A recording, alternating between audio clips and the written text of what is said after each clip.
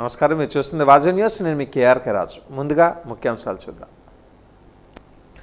ప్రజల కష్టాలను మేనిఫెస్టోగా మలిచిన జననేత వైఎస్ఆర్. 23 ఏళ్ల నాటి ఆయన పాదయాత్ర విశేషాలను గుర్తు చేసిన ఎంపీ తనుజారాణి.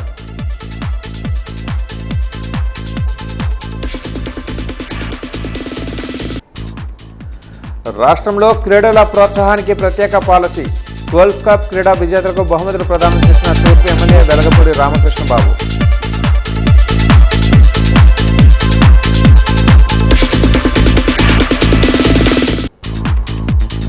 అంబేద్కర్ ఆశయమైన కుల నిర్మూలన మనందరి లక్ష్యం కావాలి. పిలుపునిచ్చిన కేజీహెచ్ మాజీ సూపరింటెండెంట్ డాక్టర్ అర్జున.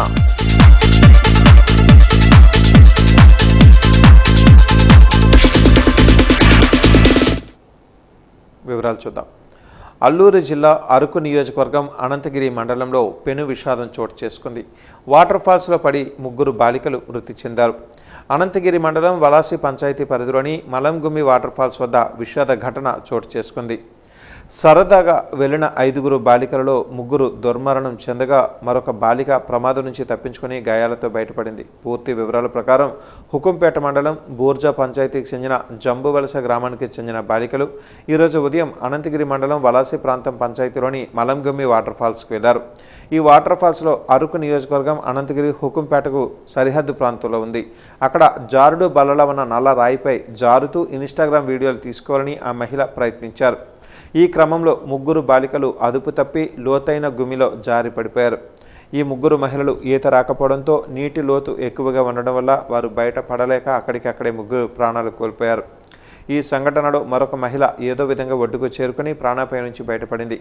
ఆమెను వెంటనే ప్రథమ చికిత్స కోసం అనంతగిరి ఏరియా ఆసుపత్రికి తరలించారు.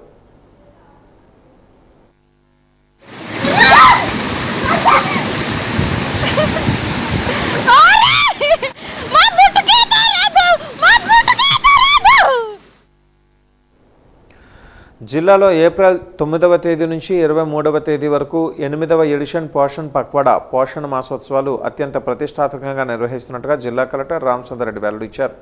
ఈరోజు ఆయన ఛాంబర్లో ఈ కార్యక్రమానికి సంబంధించిన వాల్ పోస్టర్ను ఆయన ఆవిష్కరించారు. ఈ సందర్భంగా కలెక్టర్ మాట్లాడుతూ చిన్న పిల్లల మేధో వికాసం, గర్భిణీలు, బాలింతల ఆరోగ్యంపై సమాజంలో అవగాహన కల్పించడమే ఈ ఉత్సవాల ప్రధాన ఉద్దేశ్యమని పేర్కొన్నారు. ఈ ఏడాది జీవితం తొలి 6 ఏళ్లలో మెదడు అభివృద్ధిని పెంచడం అనే ప్రధాన అంశంపై ఈ కార్యక్రమాల్లో దృష్టి సారించారు. ముఖ్యంగా పిల్లల పోషణ మరియు సంరక్షణలో పురుషుల భాగస్వామ్యాన్ని పెంచడంపై ప్రత్యేక ప్రాధాన్యత ఇస్తున్నట్లుగా కలెక్టర్ తెలిపారు. ఈ పక్షం రోజుల పాటు వివిధ థీముల ఆధారంగా కార్యక్రమాలు నిర్వహిస్తున్నారు. తొలి 1000 రోజులు సంరక్షణ, గర్భిణీలకు, బాలింతలకు పోషకాహారంపై అవగాహన కల్పించేందుకు సుపోషిత్ జననీ శిశు పేరిట కమ్యూనిటీ మీటింగ్లు నిర్వహిస్తారు. అలాగే తండ్రుల కోసం సూపర్ డాడీ రెసిపీ పోటీలు నిర్వహించి పిల్లలకు అందించే అనుబంధ ఆహారం తయారీలో వారికి శిక్షణ ఇస్తారు.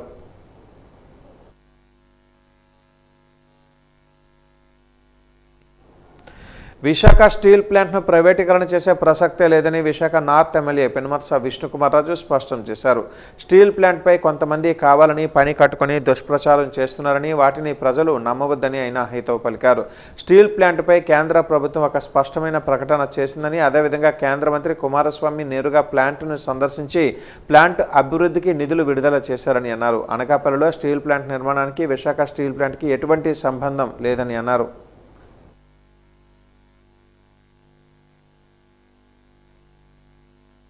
విశాఖపట్నం స్టీల్ ప్లాంట్ని ప్రైవేటైజేషన్ చెయ్యము అని చెప్పి ఎన్నిసార్లు చెప్పాము. అదేవిధంగా కేంద్ర మంత్రివర్యులు కుమారస్వామి గారు అట్లాగే శ్రీనివాస్ వర్మ గారు కూడా వచ్చి ఎప్పుడూ కూడా ఎన్నో 10 సంవత్సరాలు 12 సంవత్సరాల నుంచి కూడా స్టీల్ ప్లాంట్ని వచ్చి వారితోటి మాట్లాడిన పరిస్థితి లేదు. ఎప్పుడైతే ఈ 2 మంత్రివర్యులు ఒకేసారి వచ్చి స్టీల్ ప్లాంట్ యాజమాన్యంతో మాట్లాడి ఎట్టి పరిస్థితిలోని స్టీల్ ప్లాంట్ ప్రైవేటైజేషన్ చెయ్యము అని చెప్పడం జరిగింది. అదేవిధంగా ప్రైవేటైజేషన్ జరగటం లేదు. వేరే స్టీల్ ప్లాంట్ వస్తే దానికి దీనికి ఏ విధమైన సంబంధం లేదు.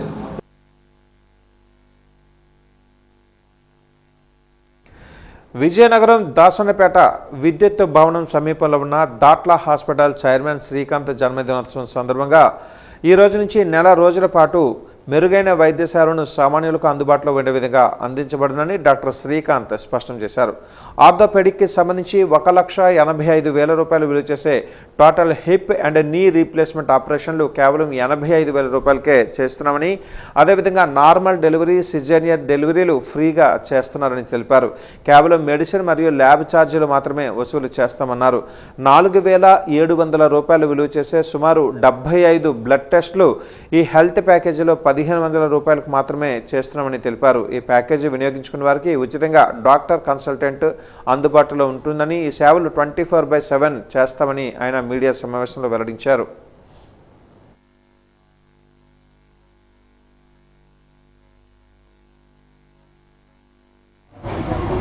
హాస్పిటల్ 7 months అయిందండి స్టార్ట్ చేసి. మెయిన్ ఏంటంటే పేద మధ్యతరగతి కుటుంబాల గురించి మెయిన్గా స్టార్ట్ చేసాం. మనం ఉద్దేశించి ఈ ఏప్రిల్ 10th నుంచి మే 10th వరకు మెయిన్గా ఆర్థోపెడిక్స్కి సంబంధించి నీ రీప్లాంట్, హిప్ రీప్లేస్మెంట్ సుమారుగా మనకి 1,80,000 నుంచి 2 లక్షలు ఛార్జ్ చేసే సర్జరీస్ మనం మెయిన్గా ఏంటంటే అండి, మనం 85,000కే కంప్లీట్గా విత్ ఇంప్లాంట్ అన్నీ కూడా మొత్తం రూమ్ ఛార్జెస్ కానీ ఇంకెక్కడ ఎక్స్ట్రా ఛార్జ్ చేయకుండా 85,000కే చేయబడుతున్నాయండి. అండ్ దాంతోపాటు గైనిక్ డెలివరీలు కూడా ఓన్లీ ఫార్మసీ, ల్యాబ్ ఛార్జెస్ వరకే పేషెంట్ దగ్గర ఛార్జ్ చేసి మిగతావన్నీ కూడా ఫ్రీ ఆఫ్ కాస్ట్లో మనం చేస్తున్నాం.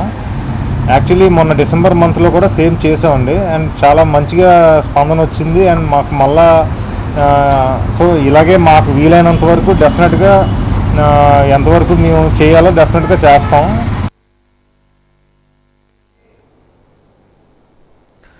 బుసాయి వలస కోల్డ్ స్టోరేజ్ సమీపంలో రోడ్డు ప్రక్కన ఆగి ఉన్న లారీ క్యాబిన్లో డ్రైవర్ వినయ్ మిశ్రా అనుమానాస్పద స్థితిలో మృతి చెందారు. ఛత్తీస్గఢ్ నుంచి వచ్చిన 4 లారీలు బుధవారం రాత్రి రోడ్డు ప్రక్కన నిలిపారు. లారీ గురువారం సాయంత్రమైనా కదలకపోవడంతో మరో లారీ డ్రైవర్ చూసి పోలీసులకు ఫిర్యాదు చేశారు. దీంట్లో ఘటనా స్థలానికి చేరుకున్న పోలీసులు మృతదేహాన్ని పరిశీలించి గాయాలను గుర్తించారు.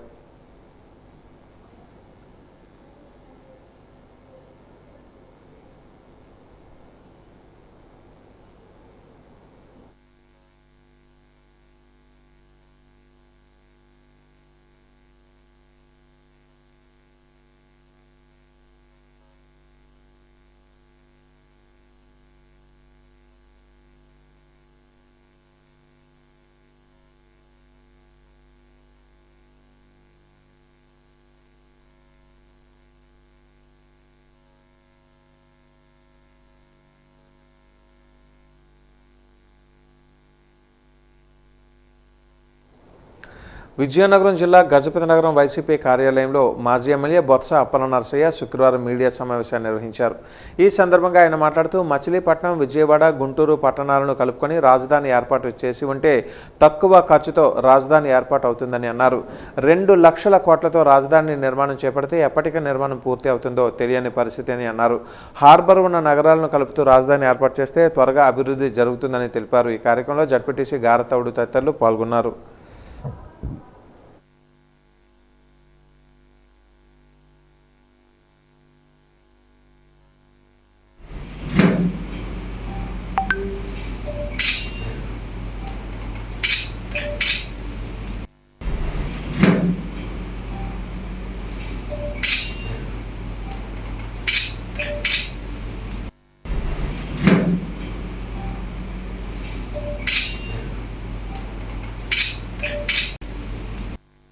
రెడ్డి గారు అయితే రాజధాని విషయంలో మన ప్రెస్ మీట్లో మాట్లాడారు. అమరావతి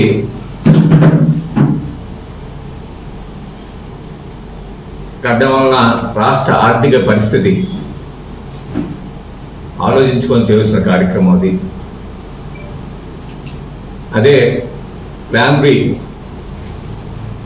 మచిలీపట్నం, విజయవాడ, గుంటూరు సిటీలను అనుసంధానం చేస్తే, అదే మావుగన్ అనుసంధానం చేసినట్లయితే తక్కువ డబ్బుతో ఒక 20,000 కోట్ల రూపాయలతోనే ఒక మంచి రాజధానిని మనం కట్టుకోగలమని చెప్పేసి ఏదైతే ఆయన చెప్పిన మాట ఆ రోజు నుంచి ఈరోజు రాష్ట్రంలో తెలుగుదేశం పార్టీ నాయకులు గుండెల్లో ప్రకంపనలు స్టార్ట్ అయ్యాయి.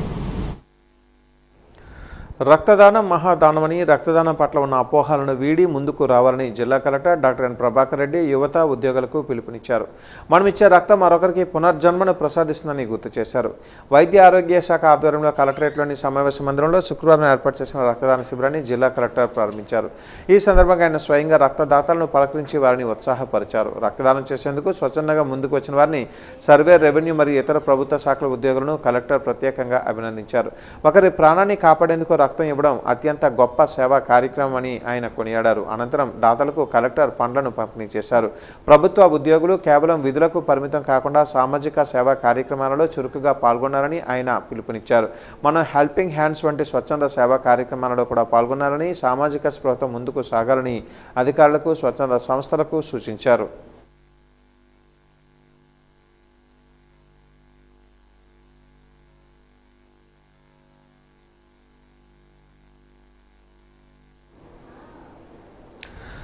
జలధార జలహారతి కార్యక్రమం ద్వారా జల సిరిని పెంచాలని జిల్లా కలెక్టర్ ఎస్ రామచంద్ర రెడ్డి పిలుపునిచ్చారు. జిల్లాలో భూగర్భ జల మట్టాన్ని గణనీయంగా పెంచడం, గరిష్ట ఉపరితల నీటితో జలవనరులన్నీ కలకలలాడేలా చేయడమే ఈ కార్యక్రమం ప్రధాన లక్ష్యమని ఆయన స్పష్టం చేశారు. జలధార కార్యక్రమానికి ముఖ్యమంత్రి అత్యధిక ప్రాధాన్యత ఇస్తున్నారని, ఈ 100 రోజులు ప్రత్యేక కార్యక్రమాన్ని సమర్థవంతంగా పూర్తి చేయడం ద్వారా జిల్లాను ఆదర్శంగా నిలపాలని కోరారు. జలవనరులు, డుమా, నీటిపారుదల శాఖల అధికారులు, తహసీల్దార్లు, ఎంపీడీఓలతో కలెక్టరేట్లో ఈరోజు సమన్వయ కమిటీ సమావేశాన్ని నిర్వహించారు. వివిధ శాఖల అధికారులు చేయాల్సిన విధులను కలెక్టర్ నిర్దేశించారు. జలధార జలహారతి పనుల ప్రతిపాదనను వెంటనే సిద్ధం చేయాలని చెప్పారు. అంచనా విలువ 10 లక్షల రూపాయలు ఉంటే పనులకు ఇంజనీరింగ్ కన్సల్టెంట్లు, పైబడిన పనులకు ఇరిగేషన్ ఏఈలు మంజూరు చేస్తారని చెప్పారు. చెరువులు, సాగునీటి కాలువలలో పూడిక తీయడం, గట్లను బలోపేతం చేయడం, క్యాచ్మెంట్ ప్రాంతం నుంచి నీరు పోయే మార్గాలను పునరుద్ధరించడం, అడ్డంకులను తొలగించడం, భూగర్భ జలమట్టాన్ని పెంచే కట్టడాల నిర్మాణం తదితర పనులను ప్రతిపాదించాలని సూచించారు. నదులు, చెరువులలోకి నీరు పోయే మార్గాలలో ఉన్న అడ్డంకులను తొలగించడానికి ఎలాంటి చర్యలకైనా వెనుకాడవద్దని తహసీల్దార్లను ఆదేశించారు. ముందుగానే గ్రామస్థాయిలో భూగర్భ జలాల మట్టాన్ని నమోదు చేయాలని సూచించారు. చెరువులు, కాలువలు పనులు మొదలుపెట్టక ముందే ఫోటోలు తీసి ఉంచాలని అన్నారు.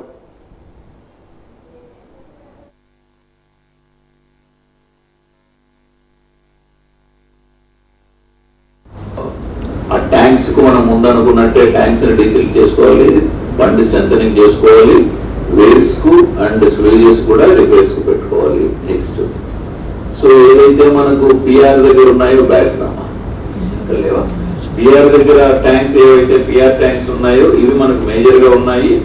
పిఆర్ ట్యాంక్స్, ఈ పిఆర్ ట్యాంక్స్ కూడా మనకు టోటల్ గా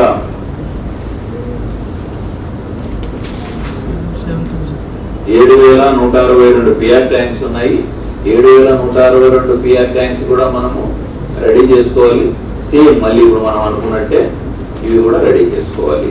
నెక్స్ట్ మనం చూసుకుంటే 100 ఎకరాల లోపల ఉన్న ట్యాంక్స్ ఉన్నాయి మనకు, 100 ఎకరాల పైన ఉన్న ట్యాంక్స్ కూడా మనకు ఉన్నాయి.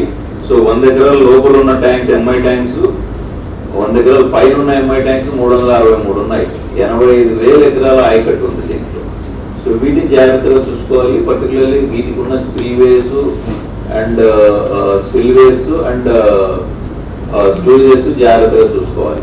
అలాగే ఎంఐ ట్యాంక్స్ 100 ఏకర్స్ అలా ఉండేవి కూడా ఉన్నాయి మనకు, లెస్ దాన్ 100 ఏకర్స్ ఉండేవి కూడా ఉన్నాయి 534.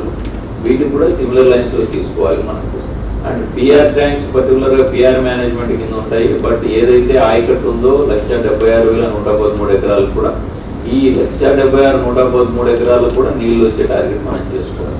సో ఓవరాల్ గా మనం తీసుకోవాల్సిన వర్క్స్ ఏంటి, డీసిల్టేషన్ వర్క్స్ తీసుకోవాలి, బండి స్ట్రెంథనింగ్ వర్క్స్ మనం తీసుకోవాలి, కెనాల్స్ డీసిల్టేషన్ చేయాలి, ఏదైతే క్యాస్కేడ్స్ ఉన్నాయో వాటర్ ఫ్లో అబ్స్ట్రక్షన్స్ ఎక్కడైతే ఉన్నాయో క్యాస్కేడ్స్ లో, ఈ క్యాస్కేడ్స్ లో ఉన్న అబ్స్ట్రక్షన్ మొత్తం కూడా మండల్ టీం ఎవరైతే ఉన్నారో అవన్నీ తొలగించాలి.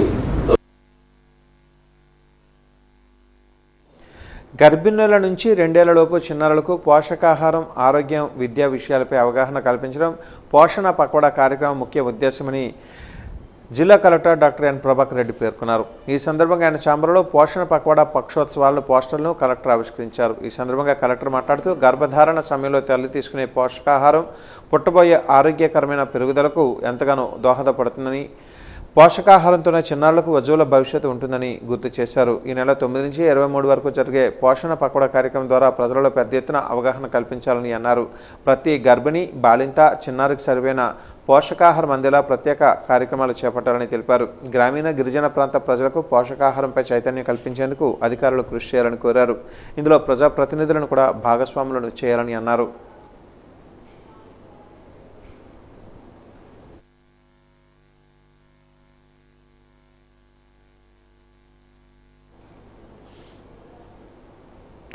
మన్యం జిల్లాలో ఆ 3 గిరిజన గ్రామాల ప్రజల కష్టాలు వర్ణనాతీతం.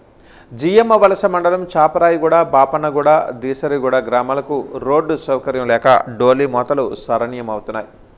బాలింతలు, గర్భిణీ స్త్రీలు అవస్థలు తలుచుకొని కన్నీటి పర్యంతమవుతున్నారు. అనారోగ్య సమస్య వస్తే చాలు 2 కిలోమీటర్లు డోలీ మోతే వారికి శరణ్యం. కాలం చేసిన శరీరాన్ని తీసుకొని రావాలన్నా 2 కిలోమీటర్లు రాళ్ళు తేలిన రోడ్డుపై నడుచుకుంటూ రావాల్సిందే. పసి పిల్లలను అంగన్వాడీకి తీసుకొని వెళ్ళాలి అన్న 2 కిలోమీటర్లు నడుచుకుంటూ పిటిమంట అనే గ్రామం చేరుకోవాలి. ప్రభుత్వాలు ఎన్ని వచ్చినా ఇదిగో చేస్తాం, అదిగో చేస్తామన్న మాటే తప్ప గ్రామానికి తరాలు గడుస్తున్న రోడ్డు సౌకర్యం లేదని, దీనికి కారణంగా నీటి సమస్య ఏర్పడుతుందని, బోరు తవ్వాలంటే యంత్రం రావాలన్నా రాలేని పరిస్థితిని ప్రజలు ఆవేదన వ్యక్తం చేస్తున్నారు. అభివృద్ధికి ఆమడ దూరంలో ఉన్న ఈ 3 గ్రామాల ప్రజల కష్టాలను ఇప్పటికైనా ప్రభుత్వం స్పందించి చర్యలు చేపట్టాలని గిరిజనులు కోరుకుంటున్నారు.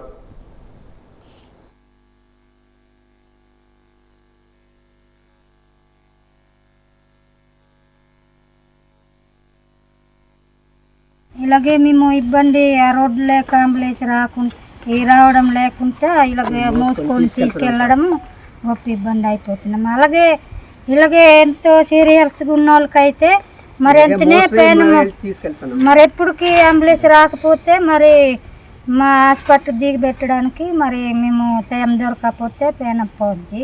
ఇలాగ ఇంత ఇబ్బంది అయిపోతున్నాము. మరి రోడ్డు లేవు, ఏటీ లేదు. జంక్షన్ వారికి మోసి తీసుకెళ్తున్నాము, ఊరు నుంచి జంక్షన్ నుంచి. ఏం పాపం చేస్తారా?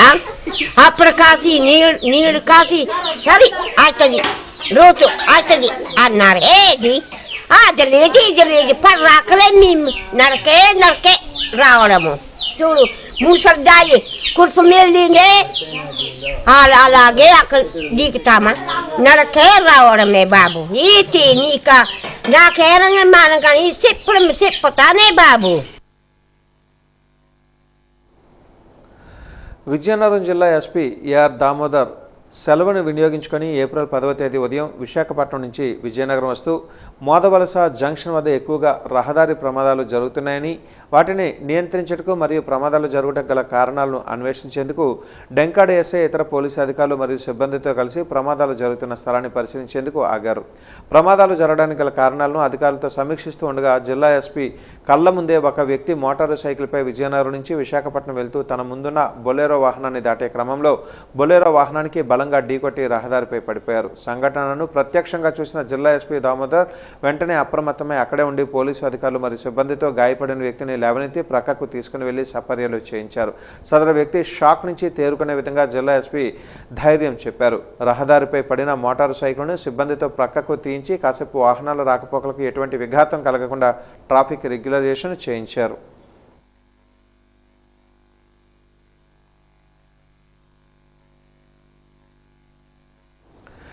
వైఎస్ఆర్ మరణంపై మాట్లాడుతూ మాజీ మంత్రి బొత్స కన్నీళ్లు పెట్టుకోవడం చాలా విచిత్రంగా ఉందని తెలుగుదేశం పార్టీ జిల్లా అధ్యక్షులు డీసీసీబీ చైర్మన్ కిమిడి నాగార్జున అన్నారు. గతంలో వైఎస్ఆర్ మరణం తర్వాత మాజీ మంత్రి బొత్స కాంగ్రెస్లో ఉండగా వైఎస్ జగన్మోహన్ రెడ్డిని, వైఎస్ విజయమ్మల గురించి అసెంబ్లీలో విమర్శించిన మాట వాస్తవం కాదా అని ప్రశ్నించారు. బొత్స అప్పుడు మాట్లాడింది నిజమా, ఇప్పుడు చెబుతున్నది నిజమా చెప్పాలని ప్రశ్నించారు. ముఖ్యమంత్రి చంద్రబాబు విజయనగరం జిల్లా ఎమ్మెల్యేలతో సమీక్ష సందర్భంగా ఎమ్మెల్యేలను తిట్టారంటూ వైసీపీ నాయకులు మాట్లాడటంపై కిమిడి నాగార్జున మండిపడ్డారు. సీఎం చంద్రబాబు మాట్లాడుతుండగా వైసీపీ నాయకులు రూమ్లోకి వెళ్లి చూశారా అంటూ ప్రశ్నించారు. ఇక జిల్లా పరిషత్ సమావేశానికి టీడీపీ ఎమ్మెల్యేలు రాకపోవడానికి గల కారణాలను కిమిడి నాగార్జున వివరించారు. సీఎం చంద్రబాబుతో సమీక్ష కోసం విజయవాడ వెళ్లడం వలన జడ్పీ సమావేశానికి రాలేకపోయానని వివరించారు. ఇలాంటి విమర్శలు చేయడం, కించపరిచే మాటలను మాట్లాడాలనుకోవడం మానమని సలహా ఇచ్చారు. ఇక వైసీపీ మాజీ మంత్రులు ధర్మాన ప్రసాదరావు, బొత్స సత్యనారాయణ రాజధాని విషయంలో అనేక మాటలు మాట్లాడుతున్నారని మండిపడ్డారు. గతంలో 3 రాజధానులని ఒకసారి, విశాఖపట్నం రాజధాని అని మరొకసారి జగన్ మాట్లాడిన తర్వాత కూడా విశాఖలో ఉన్న 4 నియోజకవర్గాలలో టీడీపీ ఎమ్మెల్యేలు గెలిచిన సంగతి మర్చిపోయారని ప్రశ్నించారు.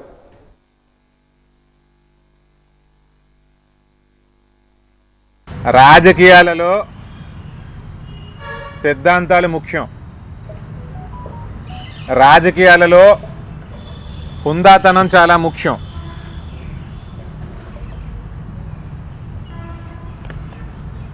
రాజకీయాలలో హుందాతనం ఉండాలి. ఎందుకంటే అందరం కూడా ప్రజల తరపున పోరాటం చేయాలి తప్ప ఏదో ఒక అవకాశం దొరికింది కిందని మీదేద్దాం, మీదని కిందేద్దాం అంటే అందరూ కూడా ఆ రకంగా మాట్లాడగలరు.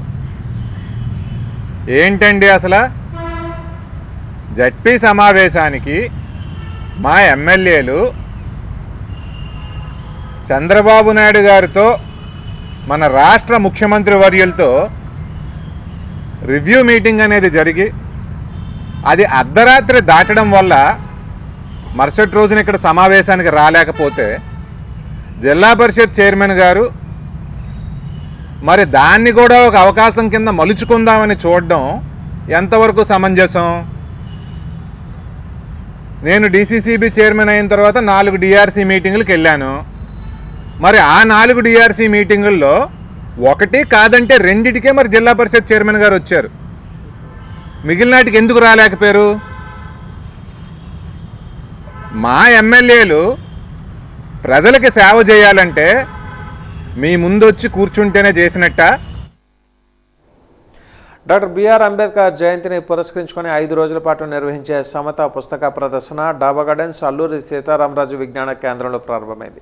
కేజీహెచ్ మాజీ సూపరింటెండెంట్ డాక్టర్ జి అర్జున ముఖ్య అతిథిగా పాల్గొని ప్రారంభించారు. అంబేద్కర్ మెమోరియల్ సొసైటీ కార్యదర్శి జేవి ప్రభాకర్, మాజీ ఎమ్మెల్సీ ఎంవివిఎస్ షర్మలతో కలిసి డాక్టర్ బిఆర్ అంబేద్కర్ 135వ జయంతి మహోత్సవ పోస్టర్ను ఆవిష్కరించారు. పరువు హత్యలు పెరిగిపోతూ ఉండడం బాధ కలిగిస్తుందని ఆవేదన వ్యక్తం చేశారు.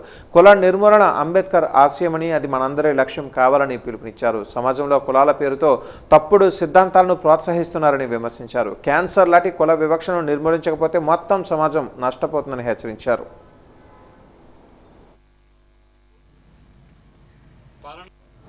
మెదడు అనేది కూడాను అన్ని భాగాలు కూడాను శరీరంలో ఏ విధంగా అవసరమో ఈ భారతదేశంలో ఉన్న ప్రజలందరూ కూడా సమానులే అనేది మనకు ఒక దెబ్బ తగిలినప్పుడు, మనకు ఒక క్యాన్సర్ వచ్చినప్పుడు, మన కిడ్నీ కుళ్ళిపోయినప్పుడు, లేకపోతే మనకు హార్ట్ అటాక్ వచ్చినప్పుడు తెలుస్తుంది. ఈరోజు ఒక డాక్టర్గా ఎవరన్నా ఒక పేషెంట్ చచ్చిపోతూ ఉంటే అతను ఏ కులమైనా కానీ, ఏ మతమైనా కానీ, ఏ జబ్బు అయినా కానీ మానవులుగా డాక్టర్స్గా మనం జ్ఞానాన్ని ఉపయోగించి వాడిని బతికించడానికి ఎంతో కష్టపడతాం. మేము ఒక మనిషిని బ్రతికించాలంటే కొన్ని సందర్భాల్లో చాలా కష్టపడతాం. మేము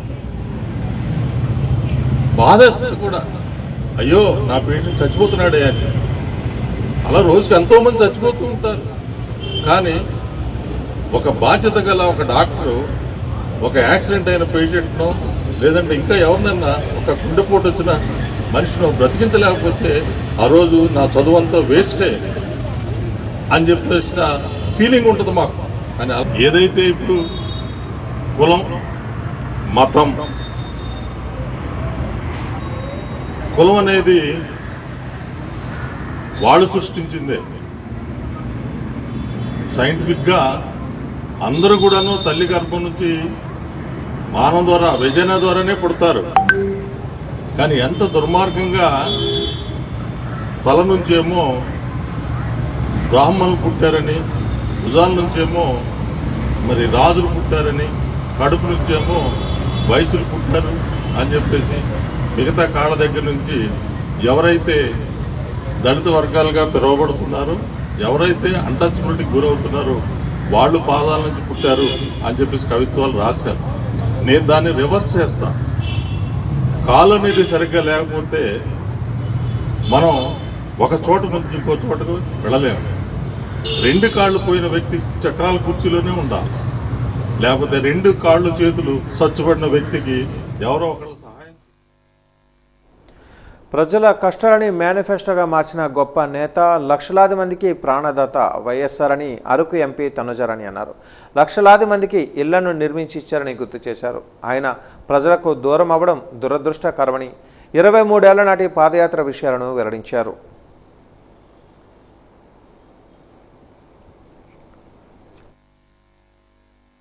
ఆ ఆలోచనలకు నాంది డాక్టర్ వైఎస్ రాజశేఖర రెడ్డి గారి పాదయాత్ర.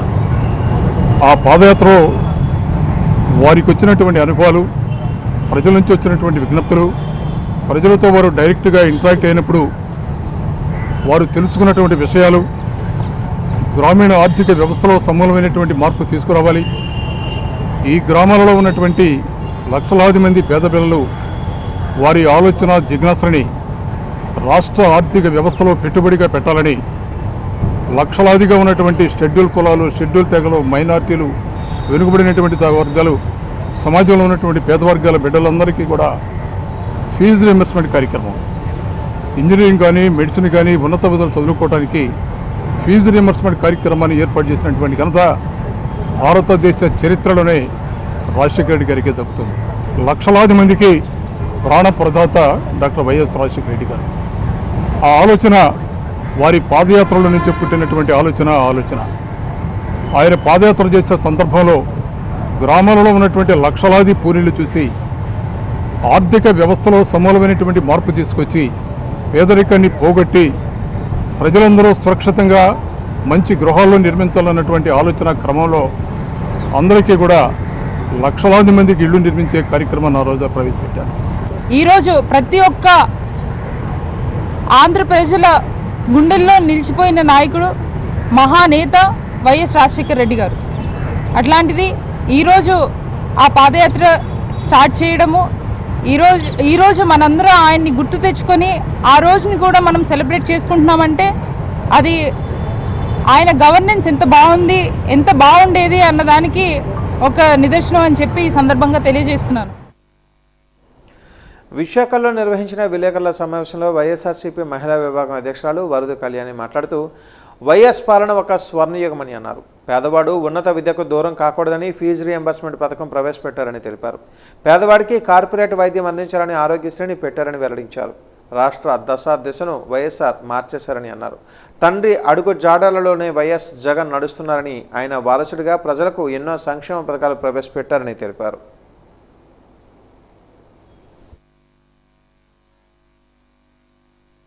రైతులు వెళ్ళారు అతని దగ్గరికి, అలాగే విద్యార్థులు, అన్ని వర్గాల ప్రజలు కూడా వెళ్ళి తమ కష్టాలు రాజశేఖర రెడ్డి గారికి చెప్పుకుంటే అతను ముఖ్యమంత్రి అయ్యాక ఆ రోజు 2004లో ముఖ్యమంత్రిగా అతను ప్రమాణ స్వీకారం చేశాక పాదయాత్రలో ప్రజల కష్టాలు ఏవేవి తెలుసుకున్నారో వాటన్నిటికి కూడా పరిష్కార మార్గం అతను చూపించారు. పేదవాడు డబ్బులు లేక ఉన్నత విద్యకు దూరం అవ్వకూడదని ఫీజు రియంబర్స్మెంట్ అనే ఒక గొప్ప పథకాన్ని ఆ రోజు రాజశేఖర రెడ్డి గారు ప్రారంభించారు. అతను ప్రవేశపెట్టిన ఆ ఫీజు రియంబర్స్మెంట్ ద్వారా ఎంతో మంది విద్యార్థులు ఉన్నత విద్య చదువుకునే పరిస్థితిని మనం చూసాం.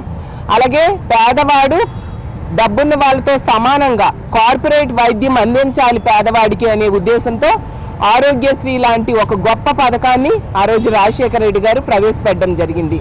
దాని ద్వారా కొన్ని వేల లక్షల పేద ప్రజలు వైద్యం చేయించుకొని కార్పొరేట్ హాస్పిటల్స్లో వైద్యం చేయించుకొని బ్రతికి బట్ట కట్టిన పరిస్థితి మనం చూసాం. అలాగే పేదవాడికి ఇల్లు ఇవ్వాలని చెప్పి ఇందిరమ్మ ఇల్లు ఇవ్వడం జరిగింది. అలాగే పేదల సంక్షేమం కోసం ఎన్నో సంక్షేమ కార్యక్రమాలు, ఎన్నో అభివృద్ధి కార్యక్రమాలు అతను ముఖ్యమంత్రిగా ఉండేటప్పుడు ఏర్పాటు చేసి ఈ రాష్ట్ర దిశను మార్చేశారు రాజశేఖర రెడ్డి గారు. ఆ తర్వాత హఠాత్తుగా రాజశేఖర రెడ్డి గారి మరణం తర్వాత అతని ఆశయాలను నిలబెడుతూ, ఆశయాల్ని కొనసాగిస్తూ జగన్మోహన్ రెడ్డి గారు తను పరిపాలించిన 5 ఏళ్ళు కూడా ఎంతో చక్కటి పరిపాలనని అందించిన పరిస్థితి మనందరము చూసాము. ఆ మహానేత వారసుడుగా ప్రజలందరూ కూడా జగనన్నని ఆశీర్వదించడం జరిగింది.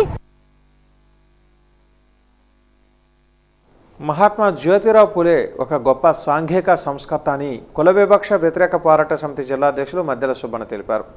జిల్లా కోర్టు సమీపంలో జ్యోతిరావు పూలే విగ్రహానికి కేవీపీఎస్ సభ్యులు పుష్పాంజలి ఘటించారు. అనంతరం కుల వివక్ష నశించాలి అంటూ నినాదాలు చేశారు. ఈ సందర్భంగా సుబ్బన్న మాట్లాడుతూ మూఢనమ్మకాలు బలీయంగా ఉన్న రోజులలో వాటికి వ్యతిరేకంగా పోరాడి ప్రజలను చైతన్యవంతులను చేసిన మహనీయుడు పూలే అని గుర్తు చేశారు.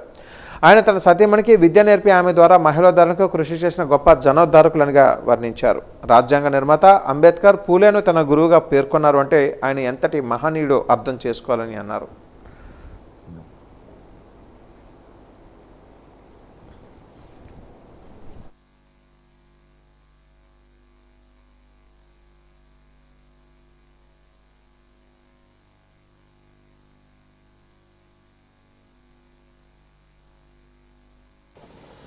జ్యోతిబా పూలే గారిని బాబాసాహెబ్ అంబేద్కర్ గారు తన గురువుగా ఎంచుకున్నారంటే ఆయన అంతటి మహానుభావుడు మనకు అర్థమవుతుంది. సాంఘిక సంస్కర్తలు చాలా చేశారు. కానీ కుల వివక్షకు వ్యతిరేకంగా అట్లాగే సర్వమానవ సౌభృత్వానికి అందరూ సమానులే అని చెప్పిన ఏకైక వ్యక్తి జ్యోతిబా పూలే. ఈ సర్వమానవ సౌభృత్వాన్ని ముందుకు తీసుకెళ్ళడానికి ఆయన జీవితాంతం కృషి చేశారు. దళితులకు, గిరిజనులకు, బలహీన వర్గాల వారికి విద్యను కల్పించడానికి ఆమెను, వాళ్ళ భార్యను ఆ ముందు చదువు చెప్పి మిగతా అందరికీ చదువు చెప్పే విధంగా చేశారు. ఆ విధంగా సావిత్రిబాయి పూలే గారు మొట్టమొదటి మహిళా టీచర్గా భారతదేశంలో వెలిగేందుకు ఈ యొక్క దంపతులకు ఈరోజు మేము కుల వివక్ష వ్యతిరేక పోరాట సంఘంగా అట్లాగే దళితులు అందరంగా మేము ఈ రోజున ఆయనకు నివాళులు అర్పించు ఇదే ఆయనకి ఇచ్చే మేము ఘనమైన నివాళిగా మేము కోరుకుంటున్నాం. ఆంధ్ర విశ్వవిద్యాలయం శతాబ్ది ఉత్సవాలలో భాగంగా ఏయూ ఇంజనీరింగ్ కళాశాల ఆధ్వర్యంలో నిర్వహించిన 2 రోజుల టెక్నాలజీ అండ్ ఇన్నోవేషన్ కాన్క్లేవ్ ముగిసింది. బీచ్ రోడ్ కన్వెన్షన్ సెంటర్ వేదికగా జరిగిన ఈ కాన్క్లేవ్లో వివరాలు కన్వీనర్లు ప్రొఫెసర్ శశి, ప్రొఫెసర్ పద్మశ్రీలు వాజీవన్ న్యూస్కి తెలియజేశారు. ఐఐటి ఖరగ్పూర్ కంప్యూటర్ సైన్స్ విభాగం ఆచార్యులు పార్దీం ప్రతిభ చక్రవర్తి ప్రారంభించిన ఈ కాన్క్లేవ్లో ఢిల్లీ, కాన్పూర్, మద్రాస్, ఖరగ్పూర్, ఐఐటి నుంచి ప్రముఖులు పాల్గొని విద్యార్థులు, పరిశోధకులకు ఇన్నోవేషన్, టెక్నాలజీ, స్టార్టప్ల వినియోగానికి సంబంధించిన దిశానిర్దేశం చేసినట్లుగా తెలియజేశారు.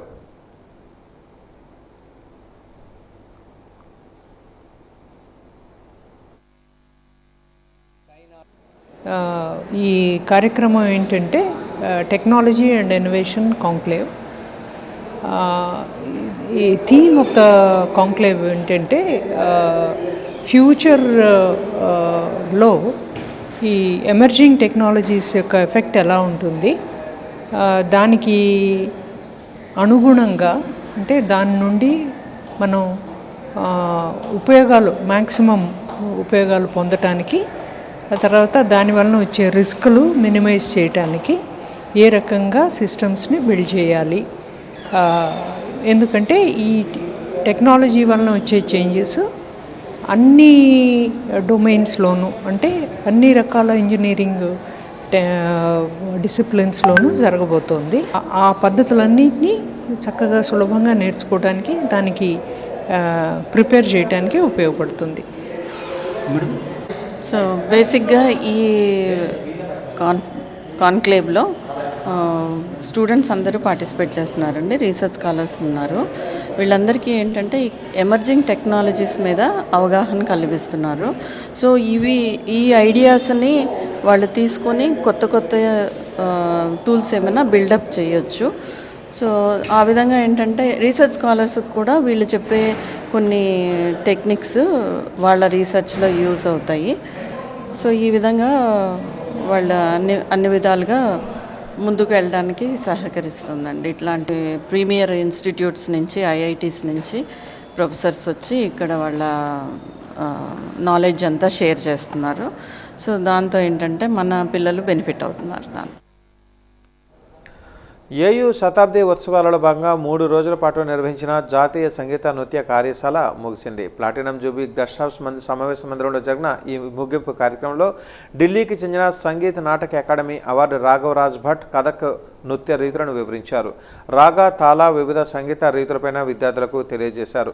అరుదైన రాగాలను, నృత్య రీతులను వేదికపై ప్రదర్శించి అబ్బురపరిచారు. ఈ సందర్భంగా ఏయూ సంగీత నృత్య విభాగాధిపతి ఆచార్య కె సరస్వతి, విద్యార్థులు డాక్టర్ ప్రభాకర్ 3 రోజుల జాతీయ సంగీత నృత్య కార్యశాల వివరాలను తెలియజేశారు. దేశంలో వివిధ విశ్వవిద్యాలయాల నుంచి 150 మంది వరకు సంగీత నృత్యాంశాలలో ప్రతిభావంతులైన విద్యార్థులు పాల్గొని వివిధ సంగీత నృత్య రీతులలో మెలకువలను ఎందరో ప్రముఖుల నుంచి తెలుసుకున్నట్లుగా చెప్పారు.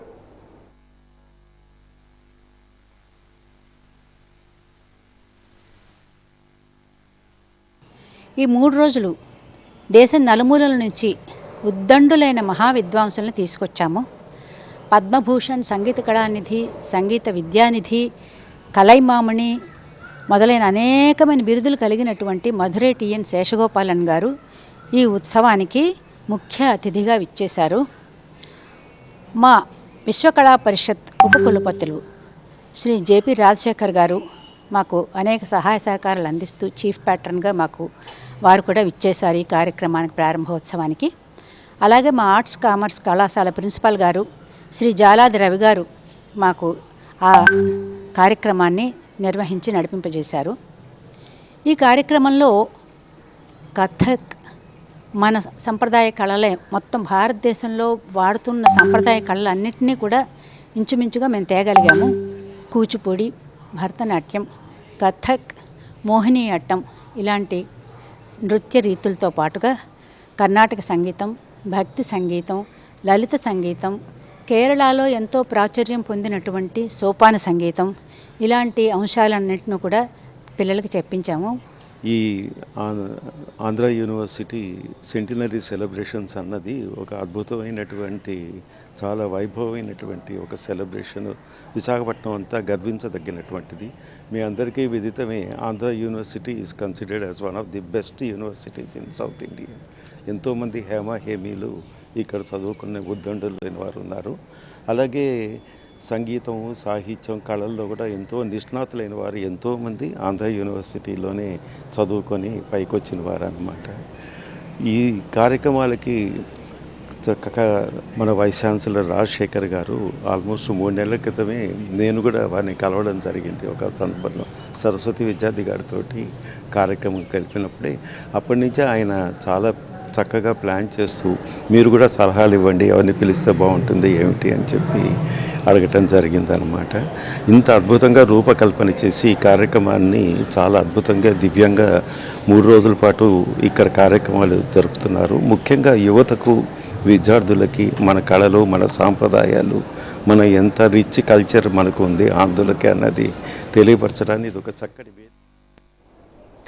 33వ వార్డు జనసేన కార్పొరేటర్ అధికారాన్ని అడ్డం పెట్టుకుని అవినీతికి పాల్పడుతున్నారని మాజీ ఎమ్మెల్యే వాసుపల్లి గణేష్ కుమార్ ఆరోపించారు. వాటర్ ట్యాంక్ నిర్మాణ నియమ నిబంధనలు తొంగలో తొక్కుతూ జీకే ఫౌండేషన్ ఆధ్వర్యంలో పవనపుత్ర జిమ్ను ఏర్పాటు చేయడంపై మండిపడ్డారు. దీనికి అనుమతులు ఎలా ఇచ్చారని జీవీఎంసీ కమిషనర్ కేతన్ గార్గ్ను ప్రశ్నించారు. తక్షణమే దీనిపై చర్యలు చేపట్టాలని, లేని పక్షంలో ప్రజా సంరక్షణార్థం తమ ఎంతటి పోరాటానికైనా సిద్ధమని తెలిపారు. 33వ వార్డులో ప్రభుత్వ భూముల పరిరక్షణ పేరుతో నేడు వైసీపీ ఆధ్వర్యంలో నిరసన ర్యాలీని చేపట్టారు. ఈ సందర్భంగా వైసీపీ నాయకులు జాన్ వెస్లీ తదితరులు అధికారుల నిర్లక్ష్యంపై అసంతృప్తిని వ్యక్తం చేశారు.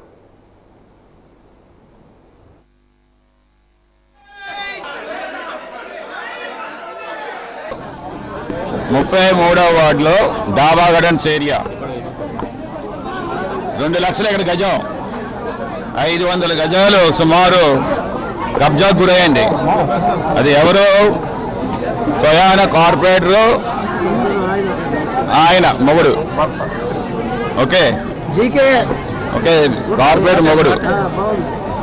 సో ఇది పేరు మనకెందుకు లేదు, తెలుస్తుందిలే 33వ వార్డు అంటే. సో ఇది నాకు అర్థం కాదు. ఫస్ట్ థింగ్ ఏంటంటే, నేను కార్పొరేటర్ నేను అడగట్లేదు, జిఎంసీ కమిషనర్ గారిని అడుగుతా ఉన్నాను. Commissioner sir, we have large complaints. సోమవారం నాడు ఏదైతే ప్రజావేదికలోని కంప్లైంట్స్ లాట్ చేశారో మా ఎక్స్ కార్పొరేట్ పచ్చరపల్లి రాము గారు సెవరల్ టైమ్స్, అలాగే మా 33వ వార్డు అధ్యక్షులు రమేష్ గారు సెవరల్ టైమ్స్ కంప్లైంట్ లాట్ చేశారు.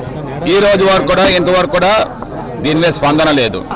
ఎందుకంటే ప్రభుత్వ భూముల్ని పరిరక్షించవలన ఒక కార్పొరేటర్ హోదాలో ఉన్న వ్యక్తే ఈరోజు విశాఖపట్నం నగర నడిబొడ్డున ఒక 500 గజాలు స్థలాన్ని, ఇక్కడ గజం 1,00,000 రూపాయలు ఉంటే రామారామే 10 కోట్ల రూపాయల స్థలాన్ని కబ్జా చేసి ఆయన సొంత పేరు జీకే ఫౌండేషన్ అని చెప్పి ఆ యొక్క కబ్జాకి నామకరణం చేసి అక్కడున్న యువతకు ఏదో వ్యాయామం అని చెప్పి ఆ ఒక్క ముసుగులో ప్రభుత్వం ద్వారా డబ్బులు వసూలు చేస్తూ ఈ యొక్క ముసుగులో ఈ యొక్క కబ్జాని చేస్తుండడం మనందరం చూస్తూ ఉన్నాం. ఈ ప్రభుత్వంలో ల్యాండ్, శాండ్, మైన్, మహిళలకి రక్షణ లేకుండా పోయింది. ఎక్కడైనా సరే ప్రభుత్వం కనబడితే ఆ భూమిని కబ్జా చేయడం మనం చూస్తూ ఉన్నాం. రాష్ట్రంలో క్రీడల ప్రోత్సాహానికి ప్రత్యేక పాలసీని తీసుకుని వస్తున్నట్లుగా తూర్పు నియోజకవర్గం ఎమ్మెల్యే వెలగపూడి రామకృష్ణబాబు తెలిపారు. East point colony golf club ప్రాంగణంలో గోల్ఫ్ ఛాంపియన్షిప్ 2026 విజేతలకు ఎమ్మెల్యే చేతుల మీదుగా బహుమతుల ప్రధాన కార్యక్రమాన్ని నిర్వహించారు. ఈ సందర్భంగా ఎమ్మెల్యే వెలగపూడి రామకృష్ణబాబు మాట్లాడుతూ వయసుతో సంబంధం లేకుండా ప్రతి ఒక్కరూ క్రీడల పట్ల సానుకూల దృక్పథాన్ని కలిగి ఉండాలని తెలిపారు. మానసిక శారీరక దృఢత్వానికి క్రీడలు కీలకమని వెల్లడించారు.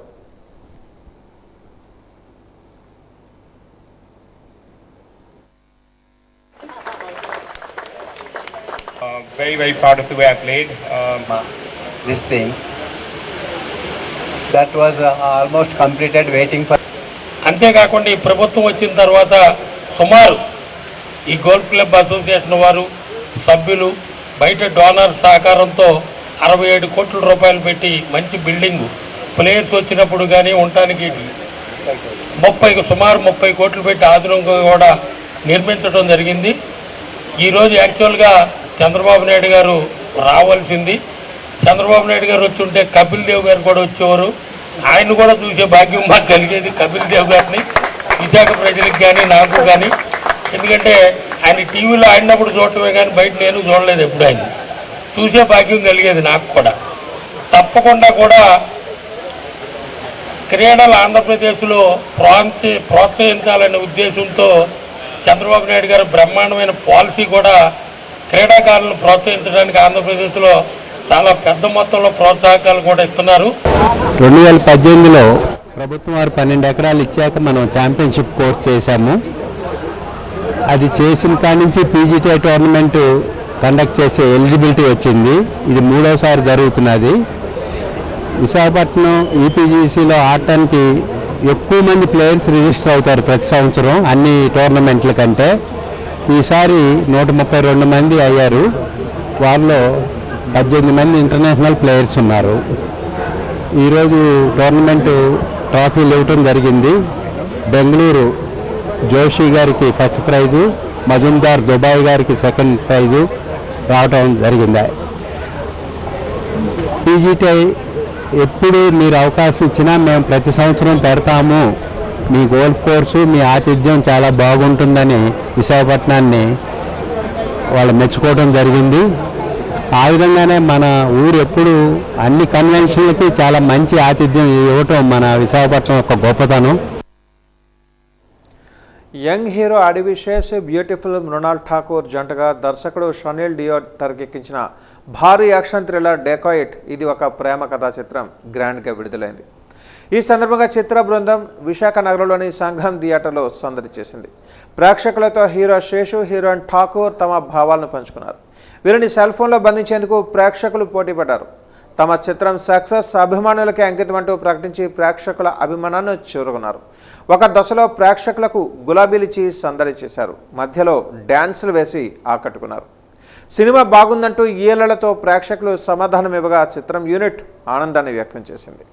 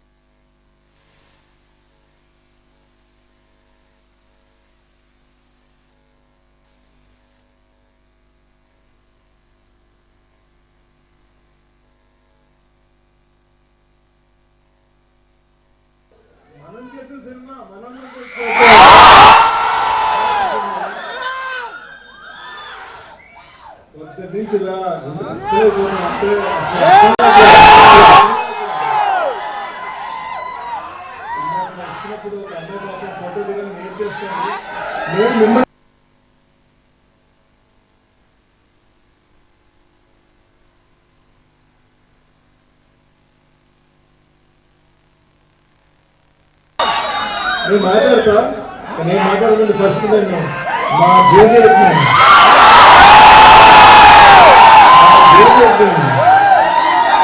హలో చెప్పండి. ఏం చెప్పాలి?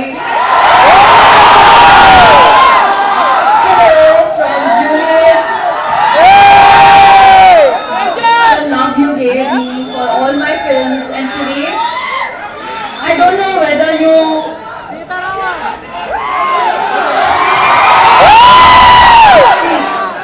Mrunal loves you, Saru loves Hari, Juliet loves Hari, but my love for you all is my love for you ante lifetime. కుమ్మాలి ఫిక్స్ అది కాదు అందుకోసం అంత మంచి పేపర్ మీద రాశాను కదా నేను కేవలం నేను పబ్లిక్ చెప్తున్నా ఐ లవ్ యూ డార్లింగ్ నువ్వు నాకు రాసాక నేను నీకు రాసా చెప్తున్నాను ఈ ఫీల్డ్ ఢిల్లీలో హైదరాబాద్ బొమ్మలు దొరకట్లేదు అక్కడ సినిమా తీసి ఇక్కడ ఉంటూ అలా కడతాను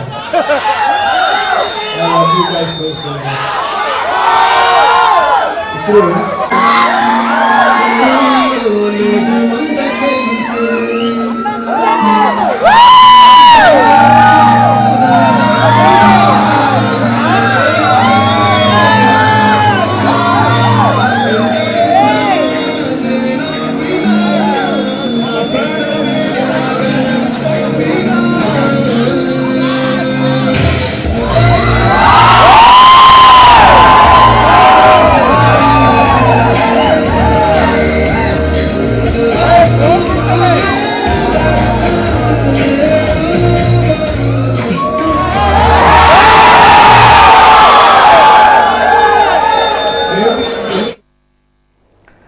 వాద న్యూస్ ముగించే ముందు ముఖ్యాంశాలు మరొక్కసారి.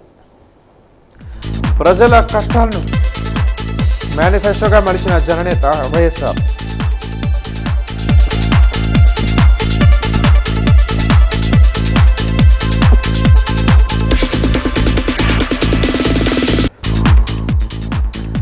రాష్ట్రంలో క్రీడల ప్రోత్సాహానికి ప్రత్యేక పాలసీ. గోల్డ్ క్లబ్ క్రీడా విజేతలకు బహుమతులు ప్రదానం చేసిన తూర్పు ఎమ్మెల్యే వెలగపూడి రామకృష్ణబాబు.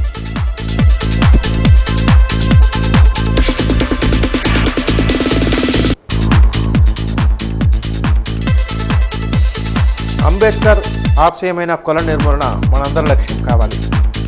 పిలుపునిచ్చిన కేజీహెచ్ మాజీ సూపరింటెండెంట్ డాక్టర్ అర్చన.